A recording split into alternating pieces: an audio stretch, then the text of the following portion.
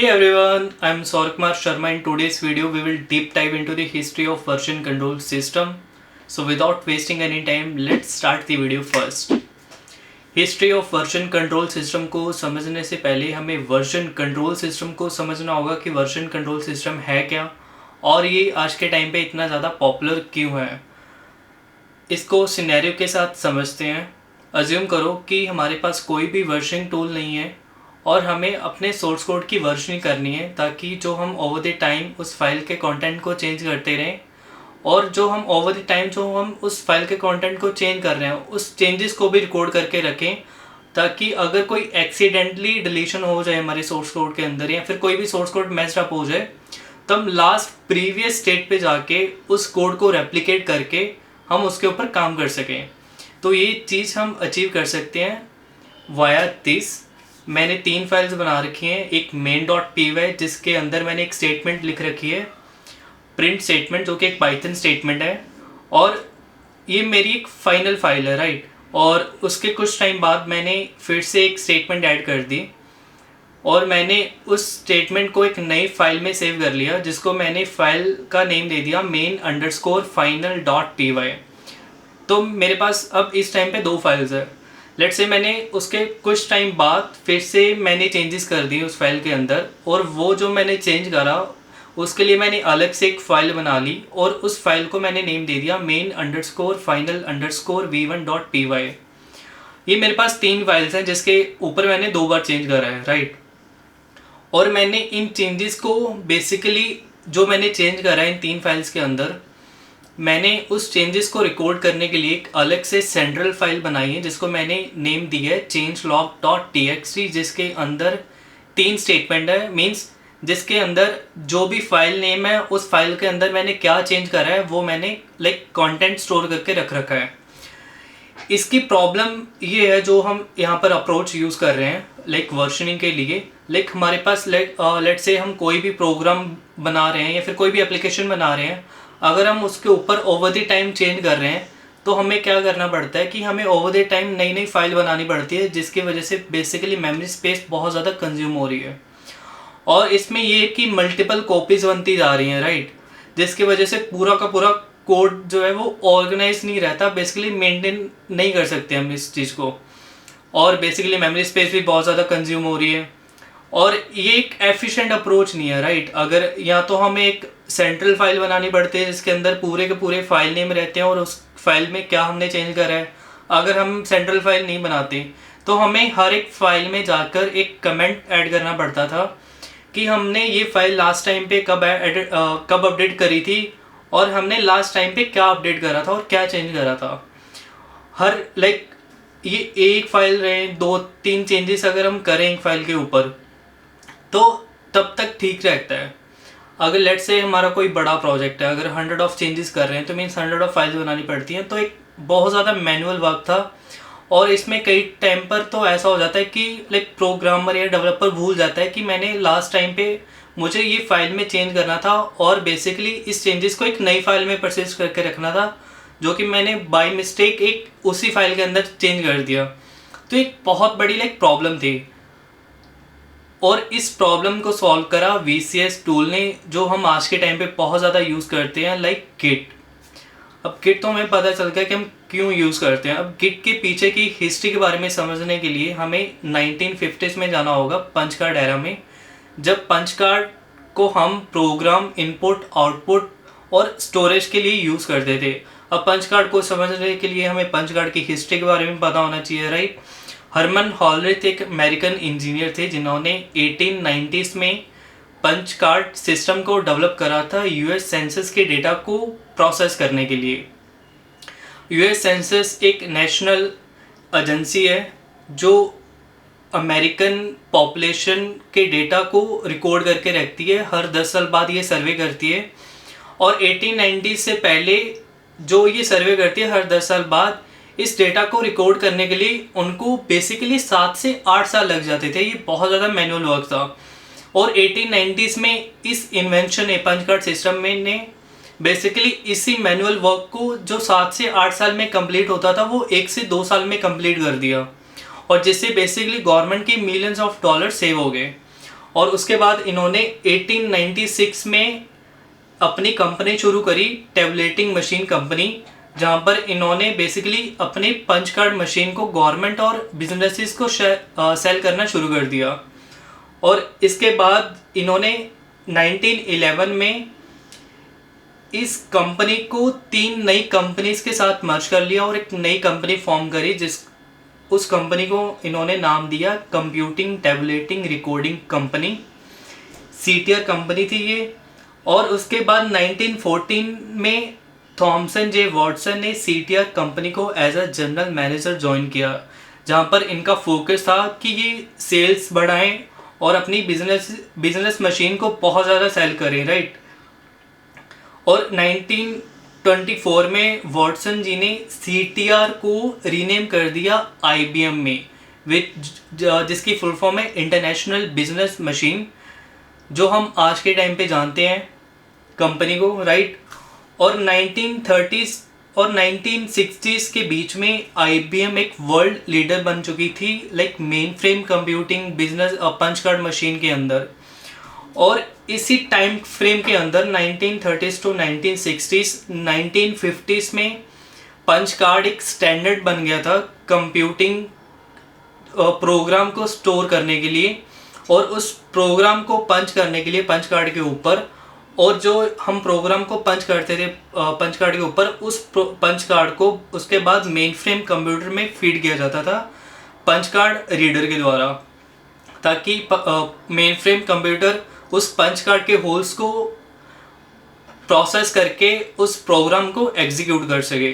Punch card होता था वो बेसिकली एक पीस ऑफ पेपर होता था, इसके 18 कॉलम्स होते थे, लेट मी राइट, 18 कॉलम्स होते थे और 12 रोज होती थी इसके, एक पीस ऑफ पेपर होता था ये, राइट। और हर एक उस टाइम पे लैंग्वेज भी बहुत ज़्यादा लिमिटेड थी। उस टाइम पे हमारे पास कोबोल, असेंबली, फोर्ट्रन, स्नोबॉल, ये हाई लेवल लैंग्वेज थी उस टाइम पे, और हर एक लैंग्वेज के लिए हमारे पास एक अलग अलग पंच कार्ड होता था, और एक पंच कार्ड सिर्फ एक लाइन ऑफ कोड पंच करने के लिए यूज़ किया जाता था। लेट्स से अगर तुम 10 लाइन ऑफ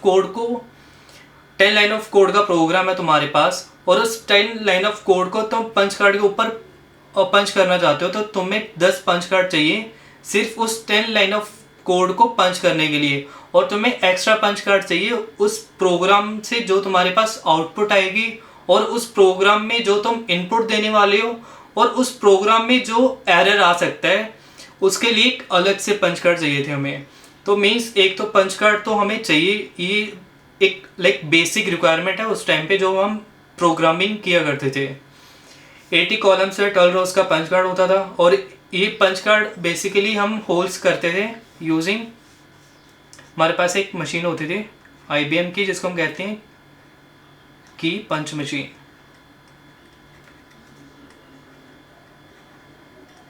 ये आईबीएम की 0 to 9 मशीन थी, जिसकी हेल्प से हम पंच कार्ड के ऊपर होल करते थे, राइट। और यहाँ पे हम स्टेटमेंट प्रिंट करते थे, ये हमारी स्टेटमेंट थी।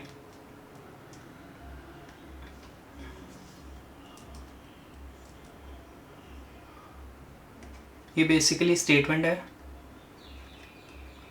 और 1 लाइन ऑफ कोड, और हमने ये है जी ओपनिंग ब्रैकेट 1 क्लोजिंग ब्रैकेट, और इसकी अलाइन में जो कॉलम है उसके अंदर होल किया गया है। मींस जब हम जी प्रेस करते थे आईबीएम की पंच मशीन के ऊपर, वो ऑटोमेटिकली उसी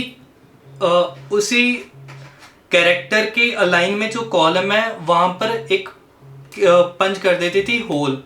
और फिर जब हम इस पंच कार्ड को जब हम कार्ड रीडर के द्वारा कंप्यूटर को फीड करते थे, वो मेन फ्रेम, उस टाइम पे हमारे पास मेन फ्रेम कंप्यूटर हुआ करते थे जो बेसिकली जिसका साइज एक रूम साइज के बराबर होता था।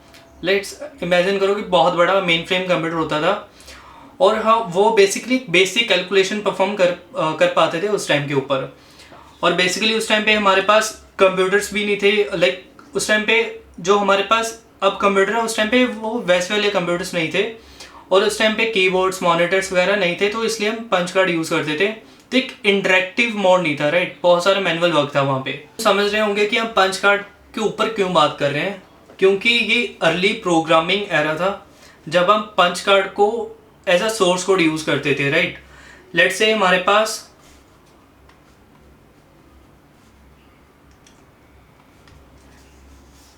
हमारे पास 10 लाइन ऑफ कोड है और इस 10 लाइन ऑफ कोड को पंच कार्ड के ऊपर पंच करना है, तो हमें 10 पंच कार्ड चाहिए, राइट। अब इन 10 पंच कार्ड को तुम कैसे मैनेज करोगे, राइट। तो इन 10 पंच कार्ड को मैनेज करने के लिए तो तुम इजीली मैनेज कर लोगे, तुम अपने अंडर में ले लोगे इन 10 पंच कार्ड को। लेट्स से अगर तुम्हें 100 लाइन ऑफ कोड का प्रोग्राम लिखना है और इस 100 लाइन ऑफ कोड के प्रोग्राम के लिए तुम्हें 100 पंच कार्ड चाहिए, और इसमें 100 पंच कार्ड को मैनेज करना थोड़ा मुश्किल हो जाता है।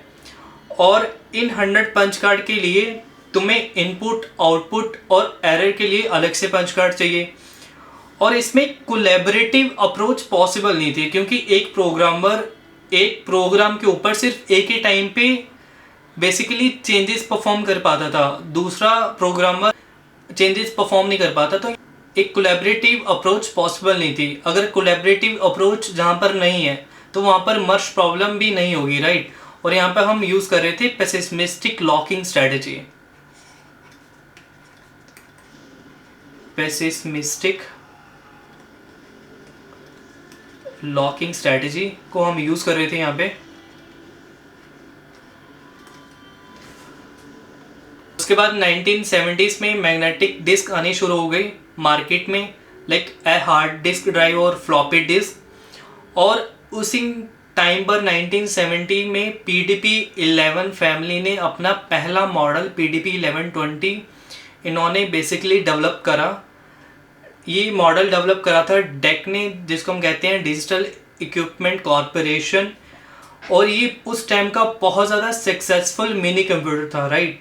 और ये जो मॉडल था, इसी मॉडल के ऊपर जो यूनिक्स का पहला वर्जन था वो सपोर्ट करता था, जिसके कारण ये 1970 से लेकर 1975 तक ये मॉडल बहुत ज़्यादा वाइडली अडॉप्ट होना शुरू हो गया। और लाइक यूनिवर्सिटीज़ में, रिसर्च लैब्स में और अदर एकेडमिक इंस्टीट्यूशन में ये बहुत ज़्यादा वाइडली यूज़ होना लग गया था उस टाइम के ऊपर। और जब हमारे पास हार्ड डिस्क ड्राइव आ गई, लेट्स से हम जब पंच कार्ड से मूव कर गए,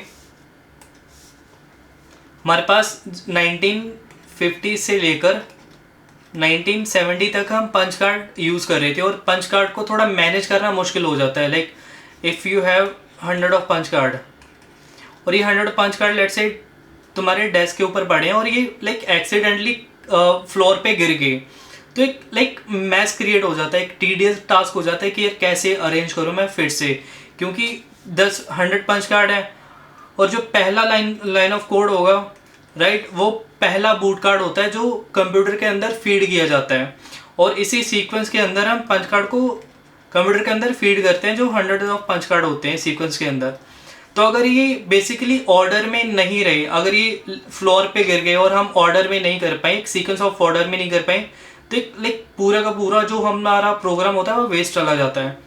तो यहाँ इसी के लिए हमें क्या करना पड़ता है कि हमें हर कार्ड के ऊपर सीक्वेंस नंबर लिखना पड़ता है कि कौन सा सीक्वेंस का कौन सा कार्ड है। तो यहाँ पे थोड़ा मैनेजमेंट मुश्किल थी। जब हम 1970s में मैग्नेटिक डिस्क डेवलप होना शुरू हो गई मार्केट में, 1970s में मैग्नेटिक डिस्क आ गई थी। एक 100 ऑफ लाइन ऑफ कोड का तुम्हारा प्रोग्राम है, तो 1970s से पहले तुम्हें 100 ऑफ पंच कार्ड चाहिए होते थे, इसके लिए तुम्हें प्रोग्राम को पंच कार्ड पे स्टोर करने के लिए। और वहीं पे मैग्नेटिक डिस्क में क्या होता था कि इसी 100 ऑफ लाइन ऑफ कोड को तुम एक मैग्नेटिक डिस्क के अंदर स्टोर करके रख सकते थे। और इसी टाइम पे हमारे पास लाइक कीबोर्ड और मॉनिटर और लाइक इंटरेक्टिव टर्मिनल आ गए थे, जो कि PDP-1120 मॉडल सपोर्ट करता था। PDP-11 सीरीज़ की लाइक PDP-11 एक फैमिली है जिसके अंदर सीरीज ऑफ मॉडल है, लाइक 20 और 40 मॉडल है, जो कि basically early Unix operating system को सपोर्ट करते थे। और इसी टाइम पे बेसिकली ये मल्टी यूज़र इन्वायरमेंट का फीचर भी देता था हमें। लेट्स से वी हैव, अब मैग्नेटिक डिस्क में हम स्टोर करते थे राइट कोड। जब हम मैग्नेटिक डिस्क में स्टोर करते थे, लेट्स से ये हमारे पास मैग्नेटिक डिस्क है और इसको हमने नाम दे दिया मैग्नेटिक टेप और मास्टर टेप, राइट। ये हमारी मास्टर टेप है जिसके अंदर हमारा पूरे का पूरा सोर्स कोड पड़ा हुआ है। और बेसिकली अगर किसी प्रोग्रामर ने इस सोर्स कोड के अंदर कोई चेंजेस करने हैं किसी मॉड्यूल या किसी फाइल के ऊपर, वो क्या करेगा, लेट्स से P1 प्रोग्रामर आया, उसको इसके अंदर मास्टर टेप के अंदर किसी मॉडल के ऊपर कुछ चेंज करना है, वो क्या करेगा, इस मास्टर टेप को उठाएगा, एक नई मैग्नेटिक टेप के अंदर कॉपी करेगा कोड को। अब हमारे पास PDP 1120 कंप्यूटर थे, वो क्या करेगा, इसके अंदर एक लाइन एडिटर होता था, वो सिर्फ एक टाइम के ऊपर एक ही लाइन को एडिट कर पाता था। हम एक टाइम पे 2-3 लाइंस को एडिट नहीं कर सकते या फिर होल फाइल को एक टाइम पे एडिट नहीं कर सकते। हम एक टाइम पे एक ही लाइन को एडिट कर पाते थे यूजिंग यूनिक्स यूटिलिटी ED। तो उसने क्या करा कि लेट्स से उसने किसी 10th लाइन ऑफ कोड पे कोई चेंज करना था, उसने चेंज कर दिया। अब इसको सेव कर लिया यहाँ पे, और उसने क्या करा, इस मैग्नेटिक टेप को अपने ऑपरेटर के पास या कोई जो भी उस टाइम पे टीम लीडर होगा उसको वहाँ पे सबमिट करवा दिया। वो क्या करेगा, कुछ टेस्ट केसेस परफॉर्म करेगा। अगर उसको सही लगा इसके चेंजेस जो इसने करे हैं, तो वो क्या करेगा, इसको अप्रूव कर देगा और ये जो भी इसने चेंजेस करे हैं ये मास्टर टेप के अंदर रेप्लिकेट कर देगा ताकि यहाँ पे इसके चेंजेस रिफ्लेक्ट करें। लेट्स से अगर P1 प्रोग्रामर भी सेम मॉड्यूल को चेंज कर रहा है और P2 प्रोग्रामर भी सेम मॉड्यूल को चेंज कर रहा है, तो इसमें एक मर्ज प्रॉब्लम थी जिसको हम रिजॉल्व करते हैं बुलेटिन बोर्ड से। हम तब बुलेटिन बोर्ड यूज़ किया करते थे। लेट्स से एक बुलेटिन बोर्ड है जिसके ऊपर जो भी हमारा प्रोजेक्ट है, उस प्रोजेक्ट के अंदर जितने भी मॉड्यूल हैं उसको हम एक पेपर के ऊपर नेमिंग करके हम यहाँ पे स्टिक कर देते थे बुलेटिन बोर्ड के ऊपर। Trunk manager, SAC controller, routine, ये लेट्स मॉड्यूल नेम है। और हमारे पास कलरफुल थंब स्टैक हुआ करते थे, जो कि उस कलरफुल थंब स्टैक को हर एक प्रोग्रामर क्या करता था, जितने भी प्रोग्रामर वहाँ पे होते थे वो अपने अपने कलर का एक थंब स्टैक चूज कर लेता था और वहाँ पे टीम वर्क होता था राइट उस टाइम पे। और हर किसी प्रोग्रामर को पता रहता था कि ये वाले कलर का थंब स्टैक किस प्रोग्रामर का है। अगर ब्लू कलर के अगर P1 प्रोग्रामर का थंब स्टैक है ब्लू कलर का और P2 प्रोग्रामर का थंब स्टैक है रेड कलर का और P3 प्रोग्रामर का थंब स्टैक है येलो कलर का। P1 प्रोग्रामर आया, अब उसको ट्रंक मैनेजर में कुछ चेंजेस करने हैं। वो क्या करेगा, साइड से अपना कलर का थंब स्टैक उठाएगा और ट्रंक मैनेजर पे जाके पिन कर देगा और अपनी मास्टर टेप उठाएगा, वहाँ से क्या करेगा, उस मास्टर टेप को अपनी नई मैग्नेटिक टेप के अंदर कॉपी करेगा, फिर वहाँ पे चेंजेस करेगा, फिर वो ऑपरेटर, टीम लीडर जो भी होता है वहाँ पे जाके सबमिट करवा देगा अपनी चेंजेस को। तो उसके बाद क्या होगा कि जब उसने चेंजेस को करवा दिया सबमिट, फिर वो क्या करेंगे कि अपने बुलेटिन बोर्ड के पास आएगा जो कि कॉमन एरिया होता है जहाँ पे लगा रहता है।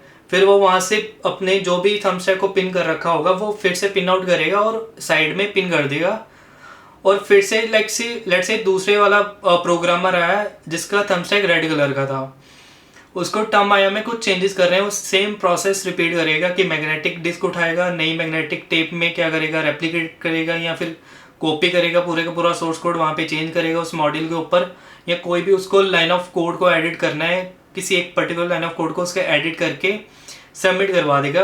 और लेट्स से उसी टाइम पे P3 प्रोग्रामर आया, उसके थंब स्टैक है येलो कलर का और उसका क्या है कि उसका थंब स्टैक है येलो कलर का और उसको भी टर्म आयो पे क्या करना है कि कुछ चेंजेस करने हैं, उसको एक टास्क मिला है। तो वो क्या करेगा, बुलेटिन बोर्ड के पास जाएगा, वो चेक करेगा कि कोई उस टाइम पे कोई प्रोग्रामर वर्क तो नहीं कर रहा है उस मॉड्यूल के ऊपर। तो अगर वो वर्क कर रहा होगा तो वो क्या करेगा कि उस टाइम पे रुक जाएगा, जब वो वर्क खत्म हो जाएगा तो वो फिर जाके क्या करेगा कि वो फिर से बुलेटिन बोर्ड चेक करेगा कि उस मॉडल से थंब स्टैक हट चुका है नहीं हट चुका। अगर हट चुका होगा तो वो अपने कलर का थंब स्टैक लगाएगा उस मॉड्यूल के ऊपर और काम करना शुरू कर देगा। इस ये हम वे यूज़ करते थे मर्ज प्रॉब्लम को, मर्ज कॉन्फ्लिक्ट को रिजॉल्व करने के लिए। तो इसमें भी हम manual persistent locking strategy use कर रहे थे।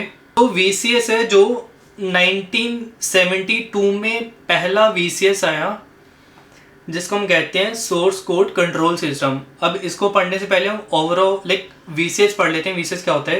लाइक VCS एक कॉन्सेप्ट, आइडिया, मेथोडोलॉजी, एक टेक्निक, एक वे ऑफ डूइंग वर्क है, राइट। तो हमें लाइक बताता है कि हम अपने लाइक सोर्स कोड को, not a source code, like at the and हम कंप्यूटर के साथ फाइल्स और फोल्डर के साथ डील करते हैं। तो इन फाइल्स के अंदर क्या कंटेंट है और इस कंटेंट को हम ओवर द टाइम चेंज करते हैं। जो ओवर द टाइम चेंज कर रहे हैं, इस चेंजेस को हमें रिकॉर्ड करके रखना है ताकि जो एक्सीडेंटल डिलीशन से हम बच सकें, या फिर अगर कोई एक्सीडेंटली डिलीट हो जाता है कोई भी कंटेंट, हम प्रीवियस स्टेट पे जाके जो हमारा कंटेंट है उसको रेप्लिकेट करके नई फाइल में हम वहां से काम करना शुरू कर सकें। VCS एक कॉन्सेप्ट है, right, it is not a tool. और जो इस कॉन्सेप्ट को इम्प्लीमेंट करते हैं उनको हम VCS टूल्स कहते हैं। VCS की लाइक 3 जनरेशन है। जो पहली जनरेशन है उसमें 2 टूल्स हैं, SCCS और RCS। जो पहला टूल था हमारा वो 1972 में source code control system Marc Rochkind ने डेवलप करा था स्नोबॉल में। लेटर ऑन इन्होंने रीराइट कर दिया C लैंग्वेज में ताकि इसकी एफिशिएंसी और प्रोफिशिएंसी को बढ़ा सकें, क्योंकि उस टाइम पे PDP 11 सीरीज मार्केट में बहुत ज़्यादा चल रही थी और यूनिक्स ऑपरेटिंग सिस्टम को सपोर्ट कर सके, इसलिए इन्होंने क्या करा था कि रीराइट कर दिया था C लैंग्वेज में।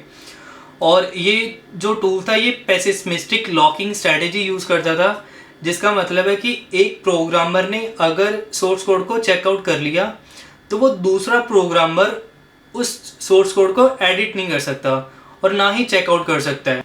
और ये जो टूल था ये डेल्टा टेक्निक को यूज़ करता था हिस्ट्री को रिकॉर्ड करने के लिए।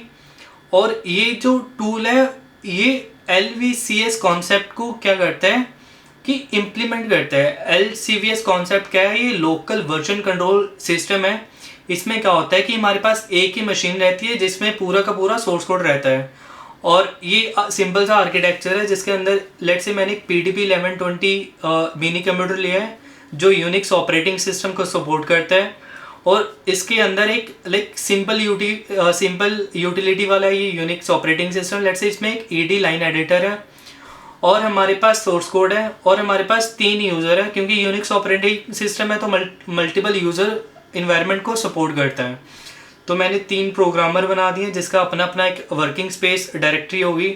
लेट से P1 प्रोग्रामर ने सोर्स कोड को चेकआउट कर लिया, तो P2 और P3 प्रोग्रामर को उस सोर्स कोड को एडिट नहीं कर सकते, ना ही चेकआउट कर सकते हैं। अगर ये आर्किटेक्चर क्रैश हो गया तो पूरा का पूरा सोर्स कोड क्या हो जाएगा कि ख़त्म हो जाएगा, राइट।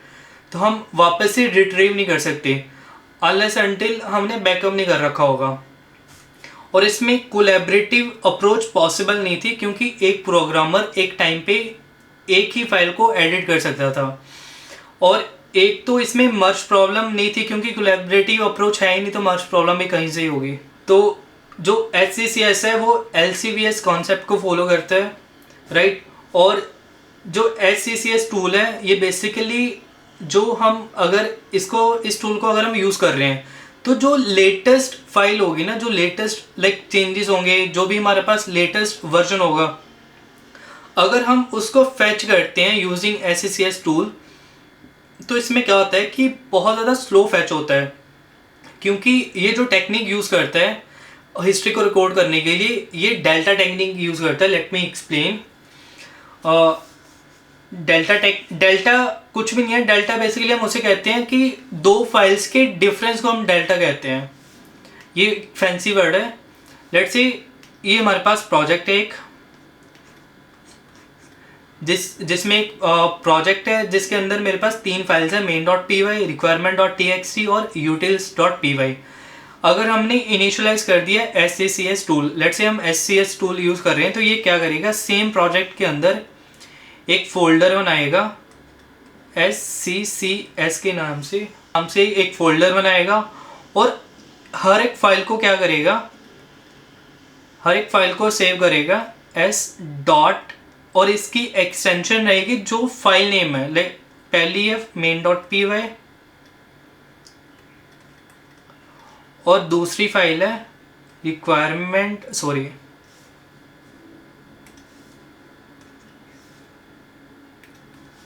दूसरी फाइल है S dot requirement dot T X T, और तीसरी फाइल है utils S dot utils dot P Y. ये 3 फाइल है। इसके अंदर ये डेल्टा टेक्निक से ये क्या करेगा कि जो भी हम चेंजेस कर रहे हैं ओवर द टाइम, वो उन चेंजेस को यूजिंग डेल्टा टेक्निक वो इन फाइल्स के अंदर स्टोर करेगा। और जो SCCS टूल है, जो इसका स्कोप है वो प्रोजेक्ट लेवल नहीं था, ये फाइल लेवल स्कोप था। मीन्स ये फाइल लेवल पे हिस्ट्री को रिकॉर्ड करता था, पूरे प्रोजेक्ट लेवल नहीं करता था। तो ये क्या करता है, स्लोअर थी जब हम लेटेस्ट वर्जन को फेच करते हैं। कैसे, इमेजिन करो कि ये तुम्हारा वर्जन V1 है, ये तुम्हारा वर्जन V2 है, ये तुम्हारा वर्जन V3 है, ये वर्जन V4 है, और ये तुम्हारा लेटेस्ट वर्जन है V5। इमेजिन करो ये बुक है जिसके 5 पेजेस हैं और तुम्हारा 5th पेज का है तुम्हारा लेटेस्ट वर्जन है। और तुम्हें इसमें अगर तुम्हें लेटेस्ट वर्जन को फेच करना होगा तो तुम इसमें क्या होता है कि हमें हर एक पेज को क्या करना पड़ता है कि हर एक पेज को बेसिकली स्क्रॉल करके जाना पड़ता है कि हर एक पेज को वाइप कर दिया, राइट। तो इसमें क्या होता है कि इमेजिन करो अगर तुम्हें 5th वर्जन को फेच करना है तो इसमें क्या होगा, जो पहले वाला वर्जन है उसमें क्या होगा कि V1 प्लस V2 वर्जन पहले ऐड होगा, और इसके बाद क्या होगा कि जो V1 plus V2 version add हो गया उसके बाद क्या होगा कि V1 प्लस V2 वर्जन है उसके अंदर हम क्या करेंगे, V1 प्लस V2 वर्जन के अंदर V3 वर्जन को भी ऐड कर देंगे। इसके बाद हम क्या करेंगे, V4 वर्जन को ऐड करेंगे, और उसके बाद V4 वर्जन को ऐड करने के बाद हम V5 वर्जन को ऐड करेंगे, फिर हमें लेटेस्ट वर्जन मिलेगा। ये बेसिकली बहुत ज़्यादा स्लो था। अगर हमारे पास लेट से 7 वर्जन है या 8 वर्जन है तो हर एक वर्जन को ऐड करके हमें लेटेस्ट वर्जन देगा। मीन्स हर एक वर्जन में जो हमने चेंजेस करे हैं उन चेंजेस को ऐड करके लेटेस्ट वर्जन हमें फेच करके देगा, जो कि बहुत ज़्यादा स्लोअर है। तो उसके बाद 1972 के बाद 1982 में आफ्टर 10 ईयर्स वॉल्टर टेची ने RCS को डेवलप करा, जिसको कहते हैं रिवीजन कंट्रोल सिस्टम। ये भी सेम पेसिमिस्टिक लॉकिंग स्ट्रेटेजी को यूज़ करता है और इसका स्कोप भी लाइक फाइल लेवल स्कोप है, और ये रिवर्स डेल्टा टेक्निक को यूज़ करता है। मीन्स जो इसमें क्या होता है कि जो अगर हम लेटेस्ट वर्जन को फेच करते हैं वर्जन कंट्रोल सिस्टम के अंदर, तो इसमें क्या होता है कि जो लेटेस्ट वर्जन है ना वो काफ़ी ज़्यादा फास्टरली रिट्रीव हो जाता है, और अगर हम लाइक इन बिटवीन वर्जन को फेच करते हैं वो बहुत ज़्यादा स्लो होते हैं। इसमें उल्टा होता है, SCCS के अंदर latest version like slower fetch होता है, और लाइक इन बिटवीन जो वर्जन होते हैं वो काफ़ी ज़्यादा फास्टली हम रिट्रीव कर सकते हैं और फेच कर सकते हैं। इसमें भी सेम है। लेट से इसमें V1 है, V2 है, V3 है, V4 है। सेम एग्जांपल लेंगे। लेट से ये हमारे पास लेटेस्ट वर्जन है, ये क्या करेगा, लेटेस्ट वर्जन उसी टाइम पे फेच करके दे देगा। अगर हमें ये वाला वर्जन चाहिए, ये लेटेस्ट वर्जन में पहले ये वाला चेंज ऐड करेगा, फिर ये वाला चेंज ऐड करेगा, फिर ये वाला, फिर ये वाला। After adding all the changes हमें फिर जाके पहले वाला वर्जन मिलेगा। तो ये बहुत ज़्यादा स्लो था, और इसको बेसिकली जो लिमिटेशन थी SCCS के अंदर की लाइक बहुत ज़्यादा स्लोली फेच कर सकते थे हम जो लेटेस्ट वर्जन है, उस लिमिटेशन को बेसिकली ओवरकम किया वॉल्टर टीची ने RCS को डेवलप करके। और ये बेसिकली सेम ही था, इसको हम इम्प्रूवमेंट कह सकते हैं SCCS के ऊपर। और इसमें भी ये भी सेम लाइक LVCS कॉन्सेप्ट को इम्प्लीमेंट करता है।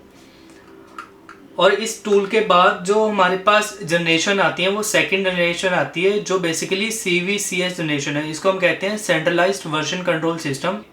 इसमें क्या होता है कि हमारा पूरे का पूरा सोर्स कोड हमने एक अलग सर्वर में रख दिया, और हम उस सर्वर को like over the network access कर सकते हैं। हमारे पास एक सेंट्रल सर्वर है जिसके ऊपर सोर्स कोड है, और इस सोर्स कोड को हम एक्सेस कर सकते हैं via the help of internet connection. और हमारे पास ये P1 प्रोग्रामर और P2 प्रोग्रामर है, राइट, जो क्या कर सकते हैं अपनी वर्किंग डायरेक्टरी के अंदर ये अब पूरे का पूरा सोर्स कोड बेसिकली फेच कर सकते हैं। जो इस कॉन्सेप्ट को इम्प्लीमेंट करते हैं वो 2 टूल्स हैं, CVS और SVN। CVS को हम कहते हैं कॉन्करेंट वर्जन सिस्टम और कॉन्करेंट वर्जन कंट्रोल सिस्टम। ये 1986 में डिक ग्रून ने डेवलप करा था। CVS टूल है ये। तो बेसिकली ये इम्प्लीमेंट करते हैं CVCS कॉन्सेप्ट को। और जो RCS टूल है ना, उसके ऊपर क्या करा इन्होंने, नेटवर्क एलिमेंट को ऐड करा और कुछ इम्प्रूवमेंट करी और इन्होंने नया टूल बना दिया कॉन्करेंट वर्जन कंट्रोल सिस्टम। ये पहला टूल था जो ऑप्टिमिस्टिक लॉकिंग स्ट्रेटेजी को इंट्रोड्यूस करता है। पेसिमिस्टिक लॉकिंग स्ट्रेटेजी और ऑप्टिमिस्टिक लॉकिंग स्ट्रेटेजी में क्या डिफरेंस है, लेट मी टेल यू। जो पेसिमिस्टिक लॉकिंग स्ट्रेटेजी है ना और optimistic locking strategy, pessimistic locking strategy में मर्ज प्रॉब्लम नहीं होती क्योंकि यहाँ पे कोलैबोरेटिव अप्रोच पॉसिबल ही नहीं है। तो इसमें क्या होता है कि मर्ज प्रॉब्लम नहीं है, इसमें मर्ज प्रॉब्लम है क्योंकि इसके अंदर कोलैबोरेटिव अप्रोच पॉसिबल है, right. We can collaboratively work on the project. तो इसमें क्या होता है कि एक टाइम पे एक प्रोग्रामर ने अगर प्रोजेक्ट कोड को चेकआउट कर लिया तो दूसरा प्रोग्रामर उस सोर्स कोड को ना तो चेकआउट कर सकता है और ना ही एडिट कर सकता है। और ऑप्टिमिस्टिक लॉकिंग स्ट्रेटजी में क्या होता है कि multiple programmer multiple time source code को चेकआउट कर सकते हैं और एडिट कर सकते हैं और कमिट कर सकते हैं अपने चेंजेस को। और लेट्स से अगर दो प्रोग्रामर ने सेम फाइल को चेंज कर दिया और सेम टाइम पे कमिट कर दिया अपने चेंजेस, तो यहाँ पे मर्ज प्रॉब्लम कन्फ्लिक्ट हो सकता है। जो CVS टूल है, राइट, उसमें क्या है कि एक तो बेसिकली जो हम हिस्ट्री रिकॉर्ड कर रहे थे RCS के ऊपर, RCS टूल जब हम यूज़ कर रहे थे, जब हम हिस्ट्री यूज़ कर रहे थे, उसमें क्या हो रहा था कि बेसिकली ये फाइल लेवल को रिकॉर्ड कर रहा था। जो फाइल लेवल हिस्ट्री थी वो सिर्फ उसी को सपोर्ट करता था, पर जो CVS है वो उस RCS के लिमिटेशन को ओवरकम करके प्रोजेक्ट लेवल हिस्ट्री को रिकॉर्ड करता था। और इसकी बस एक लिमिटेशन थी कि लेट्स से अगर